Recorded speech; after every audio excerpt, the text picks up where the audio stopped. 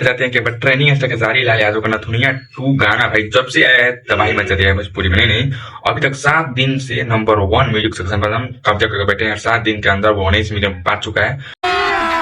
अभी मजा आएगा ना। और तेजी साहब भाई साहब उसमें फीचरिंग किए हैं और आपके ट्रेनिंग स्टार के जारी लाल यादव बहुत मस्त गाए हैं। और आपके कृष्णा बेदर्दी भाई साहब बहुत मस्त मतलब देखे हैं। और भाई साहब सारे का होम भोजपुरी फूंक के पेल दिया उसमें भाई साहब बहुत जबरदस्त मतलब सबसे।